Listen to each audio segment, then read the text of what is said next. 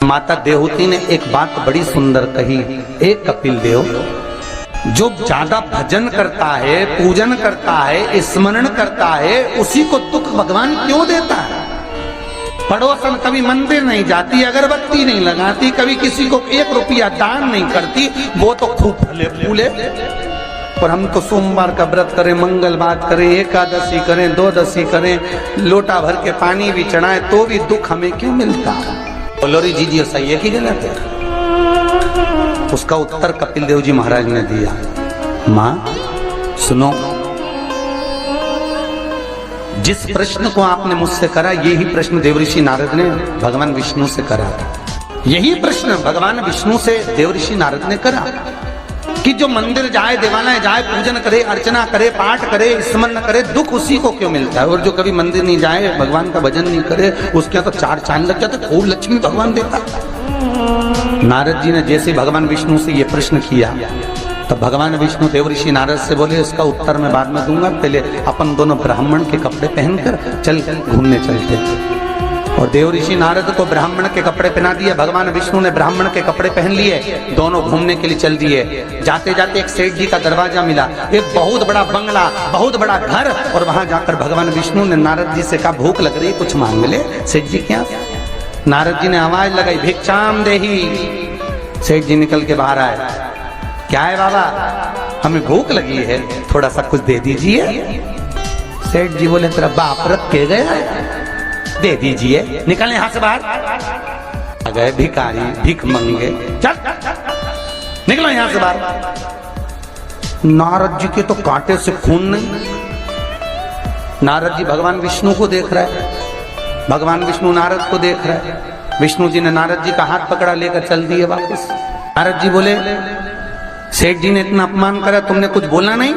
भगवान विष्णु ने दोनों हाथ उठाकर कहा, जा, तेरे यहाँ 4 चौगुना धन बढ़ जाए, तेरी दौलत और बढ़े, संपदा और बढ़े, तेरे पास में लक्ष्मी और बढ़े। नारद जी चले, भगवान विष्णु का हाथ पकड़ के बोले, ये कहाँ की रीति है? उसने धक्के मारकर निकाला, गाली दे के निकाला, बाप तक पहुंच गया, और तुम उससे कह रहे हो कि तेरी लक्ष्मी बढ़ जाए। नारद जी, भगवान विष्णु बोले, मेरा मन, चल तू तो आगे चल। और भगवान विष्णु लेकर चले तो एक बूढ़ी बुजुर्ग माता बैठी थी एक कमरे में, एक घर के अंदर। उस बुजुर्ग को देख भगवान विष्णु ने कहा, नारद अब इसके यहाँ चलते चलते। जाकर आवाज लगाई, माता जी भिक्षाम दे, हमें भूख लग रही है माता जी, कुछ दे दीजिए। माता जी बोली, देखो बाबा, मेरे घर में खाने का तो कुछ भी नहीं है, बस एक गाय है, उस गाय की मैं सेवा करती हूँ, दूध मिलता है, वही दूध रखा हुआ है, तुम दोनों अंदर आ जाओ। और 2 आसन लगा दिए माता जी ने, दोनों को बिठा दिया। माता जी दोनों के लिए दूध लेकर आई, दे दिया। भगवान विष्णु और नारद चले। नारद जी बोले, कितनी अच्छी माता है, बिठा के दूध पिलाया, पानी पिलाया, और बस सेठ जी ने धक्के मारकर निकाल दिया। भगवान आशीर्वाद दो इस बूढ़ी माता को। भगवान विष्णु ने दोनों हाथ उठाकर कहा, जा, तेरी गाय मर जाए।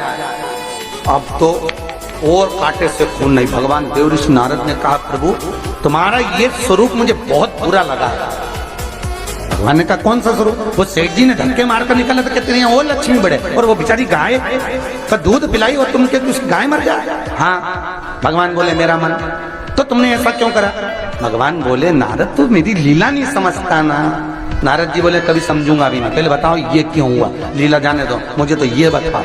भगवान ने कहा, नारद बात इतनी सी है, वो बूढ़ी माता मेरा भजन करती है, दिन भर मेरा नाम लेती है, वो मरेगी, उसके घर में एक गाय है, उसमें उसका दिल बहुत लगा हुआ है, उसकी सेवा करती है, मरेगी, मरते समय विचार करेगी कि मेरे मरने के बाद मेरी गाय का क्या होगा।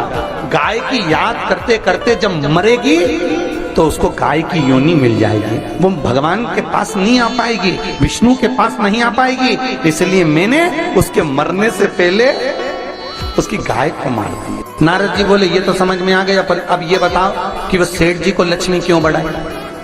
भगवान बोले, नारद उसको धन से बहुत प्रेम है, मैंने लक्ष्मी इसलिए बढ़ाने का आशीर्वाद दिया कि वो लक्ष्मी को जोड़ जोड़ के इकट्ठा कर कर कर जब मरेगा, वो लक्ष्मी और पैसे के चक्कर में जब मरेगा तो आखिरी में मरकर सांप बनकर उसी दौलत पे बैठा रहेगा।